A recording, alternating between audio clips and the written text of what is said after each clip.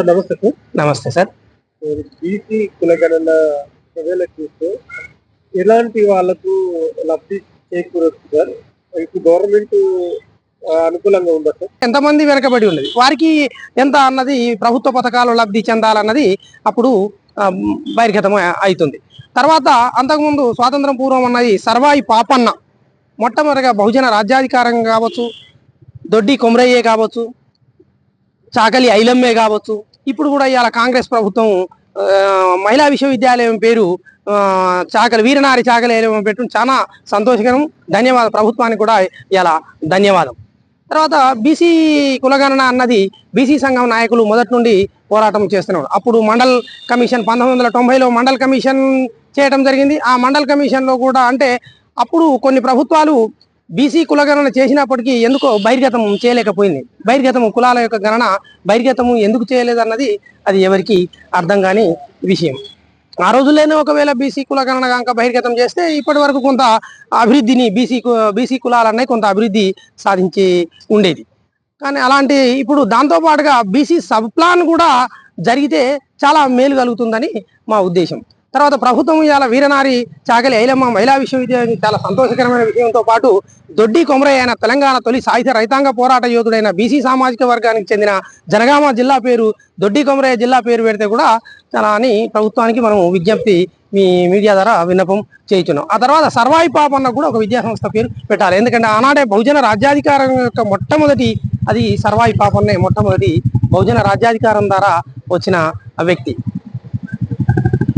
ఒకవేళ కులగణన చేస్తే ఎట్లాంటి లబ్ధి చేకూరుస్తారు? బీసీలో ఎంతమందికి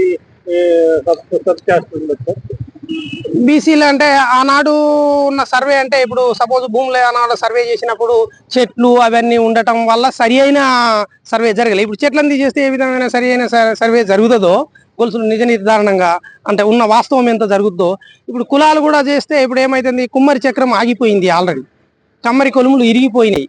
గొర్రెల పెంపకదారులు, ఆ తర్వాత అడవులు లేకపోవడము, ఆ తర్వాత చాలా మంది అంటే వాటిని కావచ్చు సబ్బన్ సాకలి మంగలి జాతులు అన్నవి కులవృత్తులు అన్నవి గ్రామాలలో దెబ్బతినే ఉన్నాయి. ఆల్రెడీ దెబ్బతిని వలస కూలీలుగా మారిపోయారు చాలా వరకు.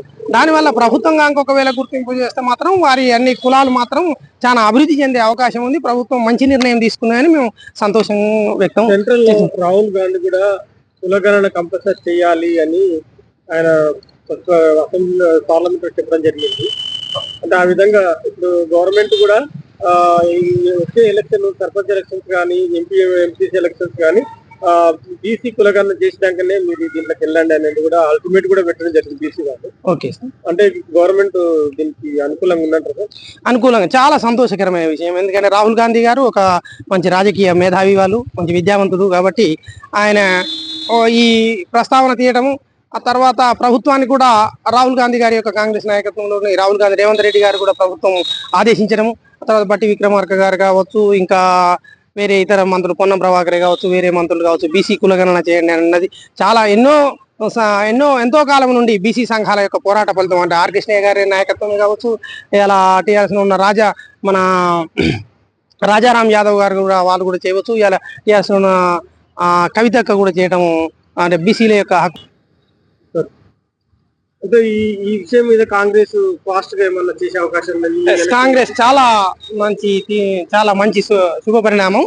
చాలా సీరియస్ గానే తీసుకుని బీసీ కులగణన ఆదేశించడం గవర్నమెంట్ చాలా. రాహుల్ గాంధీ గారి యొక్క ఆదేశాల మేరకు రేవంత్ రెడ్డి గారు కూడా ప్రభుత్వ గౌరవ ముఖ్యమంత్రులు ఆదేశించడం, మంత్రులు కూడా గౌరవ మంత్రులు బట్టి విక్రమార్క గారు కావచ్చు, తర్వాత పొన్నం ప్రభాకర్ గారు కావచ్చు, ఇంకా మిగతా మంత్రులే కావచ్చు సీరియస్ గా తీసుకొని దీన్ని చేస్తున్నాం. ఈ సర్వే మొన్నటి సర్వే కూడా దాని యొక్క ఫలితమే. దీనివల్ల బీసీలకు ఎలక్షన్లలో న్యాయం జరిగే అవకాశం ఉంది. ఎందుకంటే 56% జనాభా ఉన్నంత ఇంతకాలము ఈబీసీ కావచ్చు, ఓసీ కావచ్చు, ఎస్సీ ఎస్టీ కావచ్చు, మైనార్టీలకు సబ్ ప్లాన్ ఉండే. బీసీ యొక్క సబ్ ప్లాన్ లేకపోవడం వల్ల తర్వాత బీసీల యొక్క సర్వే కులగణన జరిగితే రాజ్యాధికారం కూడా బీసీలకు వచ్చే అవకాశం ఉంటుంది. తర్వాత విద్య, వైద్యము, ఉపాధి పథకాలలో వాళ్ళకు న్యాయం జరిగే అవకాశం ఉంటుంది. ఆర్థికంగా కావచ్చు, సామాజికంగా కావచ్చు, ఉద్యోగపరంగా కూడా వాళ్ళకు న్యాయం జరిగే అవకాశాలు ఎక్కువ, 90% అవకాశాలు ఉంటాయి. ప్రభుత్వం తీసుకున్న నిర్ణయం, కాంగ్రెస్ ప్రభుత్వం తీసుకున్న నిర్ణయం చాలా మంచిది. అంటే ఒకవేళ నెక్స్ట్ జనరల్ ఎలక్షన్ లో ఒకవేళ కులగణన మీరు అన్నట్టుగా ఎంత మంది, ఇది ఎంత శాతం మందికి అంత శాతం ఒకవేళ సీట్లు అని అంటే అప్పుడు ఎట్లా ఉండబోదు? కులగణన ద్వారా నిజ నిర్ధారణ జరుగుతుంది. అంటే క్లారిటీగా వస్తుంది మనకి ఎంత మంది బీసీలు ఉన్నారు, ఎంత శాతం ఉంది. దానివల్ల ఎక్కువ మెజారిటీ అన్నది అక్కడ 56% బీసీ జనాభా ఉన్నది కాబట్టి బీసీ కులగణన జరిగితే బీసీలు ఎక్కువగా ప్రభుత్వాలు వారికి గుర్తింపు ఇచ్చే అవకాశం ఉంటది. బీసీలకు ప్రాధాన్యత కూడా రావచ్చు. అంటే బీసీలు ఎక్కువ బీసీలకు అంటే బీసీలకే ఎక్కువ న్యాయం జరుగుతుంది. అదే బీసీలకు న్యాయం ఎక్కువగా జరుగుతుంది. ఆల్మోస్ట్ బీసీలు రాజ్యాధికారం వచ్చే పిసిసి బీసీ ఇవ్వటము, తర్వాత మన మినిస్టర్లు కూడా బీసీలు ఇవ్వటం, మహిళలకు కూడా బీసీ మహిళా మంత్రులను కూడా ఇలా ప్రభుత్వం నిర్ణయించడం సంతోషకరమైన విషయం. ఆ తర్వాత బీసీలకు కూడా రాజ్యాధికారానికి వచ్చే అవకాశం ఉంటుంది, సమన్యాయం జరిగే అవకాశం కూడా ఉంటుంది. ఏమి లేని ఓసీలు కానీ వాళ్ళు 5% ఉన్న వాళ్ళు ఎక్కడో వెళ్తున్నారు. బీసీలు మాత్రం 80% కూడా ఎందుకు అంటే ఎక్కడ లోపం?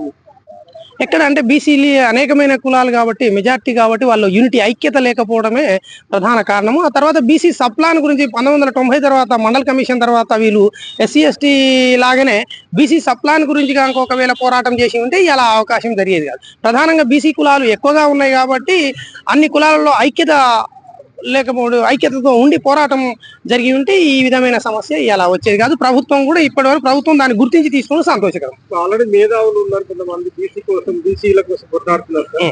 వాళ్ళు ఎట్లా చూస్తారు? వాళ్ళనే ఆనాడు ఏంటంటే ఇలా ఇంత ముందుగా చెప్పినట్టు మన బహుజన రాజ్యాధికారం సర్వాయి పాపన్న ద్వారా కానీ, చాకలి ఐలమ్మ కానీ, తర్వాత దొడ్డి కుమరయ్య గారు జరిగినట్టే ఆనాడు కాకతీయ విశ్వవిద్యాలయమైన జయశంకర్ సార్ గారు కావచ్చు, మేధావులైన జయశంకర్ సార్ గారు కావచ్చు, తర్వాత మురళీ మనోహర్ గారు కావచ్చు, తర్వాత ప్రొఫెసర్ వెంకటనారాయణ గారు కావచ్చు, తర్వాత ఇక్కడ కూడా ఆర్ కృష్ణయ్య గారు కావచ్చు, మేధావులు ఇంకా ఎంతో మంది మేధావులు, కంచి ఐలయ్య గారు కావచ్చు, ఎంతో మంది మేధావులు అంటే బీసీ హక్కుల గురించి ఆనాడు.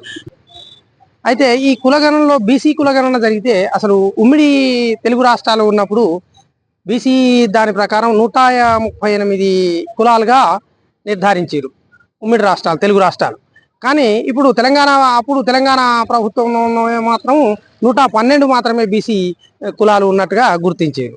కానీ ఇంకా ఎన్ని కులాలు ఉన్నాయన్నాయి, పూర్తి స్థాయి అన్నాయి, ఇంటింటి సర్వే అన్న జరగలే. ఇప్పుడు కాంగ్రెస్ ప్రభుత్వం ఇవాళ ఇవ్వటం చాలా సంతోషకరం, శుభ పరిణామం.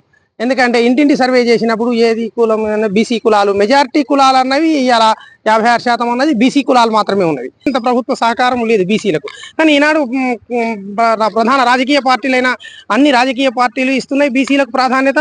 మరియు ప్రధానంగా ప్రభుత్వమే స్వయంగా ఇలా రేవంత్ రెడ్డి ప్రభుత్వమే కావచ్చు, రాహుల్ గాంధీ గారే కావచ్చు, ఇంకా మిగతా రాజకీయ పార్టీలు కూడా ఇలా స్వయంగా మొత్తానికి బీసీల యొక్క కులగణన చేయండి అని స్వయంగా వాళ్ళే ఆదేశించడం చాలా దీనికి బీసీలకు సపోర్ట్ అని నేను ఆశిస్తున్నాను. బీసీలకు ఎలాంటి అవకాశాలు వస్తే వాళ్ళు ముందు వెళ్ళే అవసరం? ఈ బీసీ కులగణన జరిగితే సరి అయిన సంఖ్య ఎవరిది ఎంత అన్నది % బీసీ కులగణన ఆనాడు పూర్తి స్థాయిలో బీసీ కులగణన జరగలేదు కాబట్టి ఈనాడు బీసీ కులగణన జరిగితే అంటే రోస్టర్ ఇలా విశ్వవిద్యాలయాల్లో కావచ్చు, రోస్టర్లో ఏ బీసీలు ఎంత ఉన్నారు అంటే ఇంతకుముందు నిజ నిర్ధారణ జరగలేదు కాబట్టి అది ఎంత అన్నది వారికి ఫలాలు అందలేదు. ఇప్పుడు మాత్రం సరి అయిన అంటే ప్రభుత్వమే స్వయంగా ఇలా ఆదేశించింది కాబట్టి సరి అయిన టోటల్ సర్వే జరిగింది కాబట్టి బీసీ కులగణాల ప్రకారం రోస్టర్లో విద్యలో కూడా రిజర్వేషన్ పూర్తి స్థాయిగా వాళ్ళు ఉండే అవకాశం ఉంటాయి. వాళ్ళకి విద్యా అవకాశాలు కలుగుతాయి. తర్వాత ఉద్యోగాలలో కూడా వారి రిజర్వేషన్ వాళ్ళకి చెందుతుంది. విద్య, వైద్యము అన్ని అంటే ఆల్ సౌకర్యాలలో ఇలా అన్ని ప్రభుత్వ పథకాలలో కూడా వాళ్ళు బీసీ యొక్క పథకాలను వినియోగించుకునే అవకాశం పూర్తి స్థాయిలో ఉంది. ప్రభుత్వం కూడా వాళ్ళను గుర్తించి వారి యొక్క సర్టిఫికేట్ జారీ చేస్తుంది కాబట్టి ఆ రిజర్వేషన్ల ప్రకారం వాళ్ళకు కూడా వస్తుంది. రాజకీయంగా కూడా వాళ్ళు మొత్తం బీసీలు ఇంత % ఉన్నప్పుడు వాళ్ళకి చెందే హక్కులు వాళ్ళకి చెందుతాయి. రాజకీయంలో కూడా సమితమైన ఇలా పిసిసి ఇచ్చారు, మహిళా మంత్రులు బీసీలు ఇచ్చారు. తర్వాత ఇలా ప్రభుత్వమే స్వయంగా బీసీ సప్లాన్ కూడా ఏర్పరిస్తే ఇంకా చాలా బాగుంటుంది. బీసీ కులగణన సర్వే కూడా చేస్తుంది కాబట్టి ప్రభుత్వమే చేస్తుంది కాబట్టి అన్ని విధాల బీసీలు అభివృద్ధి చెందే అవకాశము ఉంటుంది. విద్య, వైద్యము, సామాజికంగా అన్ని రంగాల్లో కూడా రాజకీయంగా కూడా అభివృద్ధి చెందుతాయి. వాళ్ళకు వచ్చే ఉద్యోగాలు కూడా వాళ్ళకు చెందుతాయి. మీ నేమ్ సార్? నా name doctor చిన్నాల Venkateswarlu, department of physics, Nizam college, Osmania university, Hyderabad.